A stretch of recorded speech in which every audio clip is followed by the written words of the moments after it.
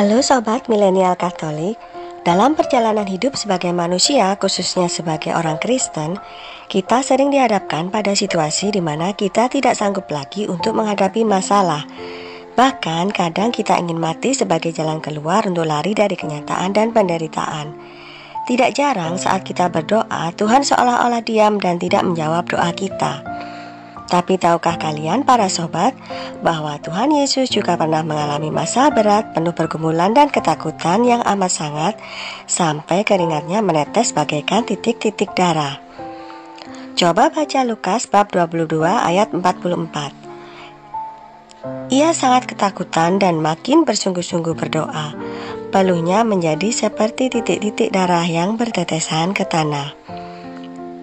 Peluh seperti tetesan darah ini, kondisi medisnya disebut hematohidrosis.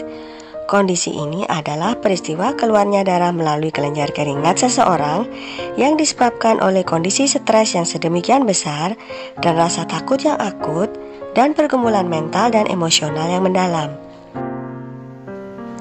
Pergumulan Yesus yang berat adalah di saat-saat terakhir menghadapi salib.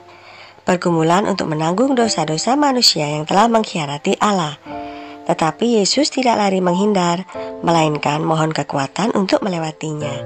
Dia juga mengalami hal yang sama seperti kita, mengalami kesedihan yang mendalam seperti mau mati.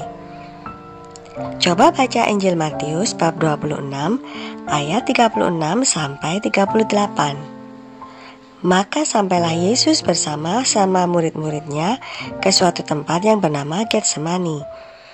Lalu ia berkata kepada murid-muridnya, "Duduklah di sini sementara aku pergi ke sana untuk berdoa."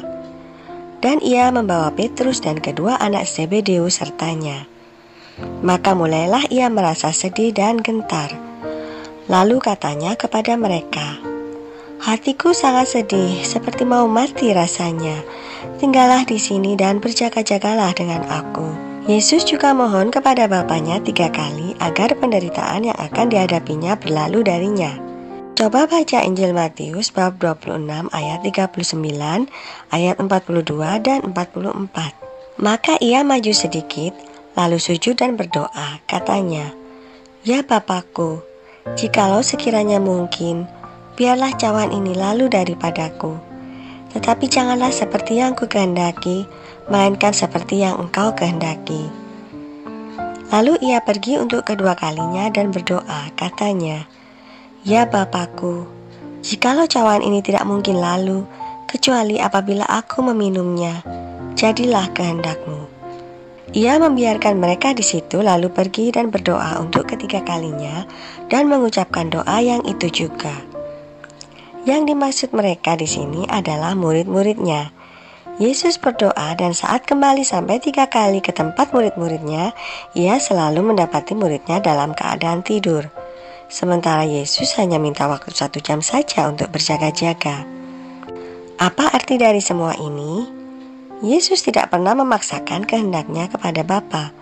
Ia memilih untuk menyerahkan semua kepada Bapa dan menghadapinya. Terlebih kita yang manusia biasa, apabila yang kita jalani terlalu berat, maka yang bisa kita lakukan hanyalah berserah dan percaya bahwa Tuhan sudah menyiapkan yang terbaik bagi kita dan Dia akan menolong dengan caranya sendiri. Yesus juga ingin kita selalu berjaga-jaga dan berdoa agar terhindar dari yang jahat. Doa sejatinya adalah satu-satunya kekuatan kita menghadapi cobaan apapun. Dengan doa kita dikuatkan. Dengan doa selalu ada pengharapan.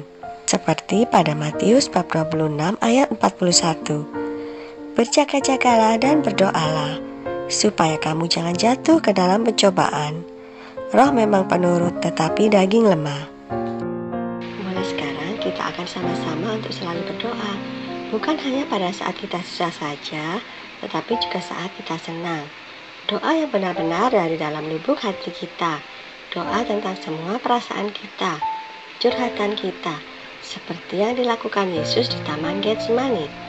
Doa yang merupakan percakapan intim kita dengan Bapa. Semoga dengan doa kita menjadi pribadi yang luar biasa yang menyerupai Yesus. Kita bersyukur mempunyai kakak sulung seperti Yesus yang mengalami penderitaan yang sama seperti kita manusia biasa. sehingga kita tahu apa yang harus kita lakukan bila menghadapi cobaan. Sekian dulu ya, sampai jumpa di titik terang selanjutnya.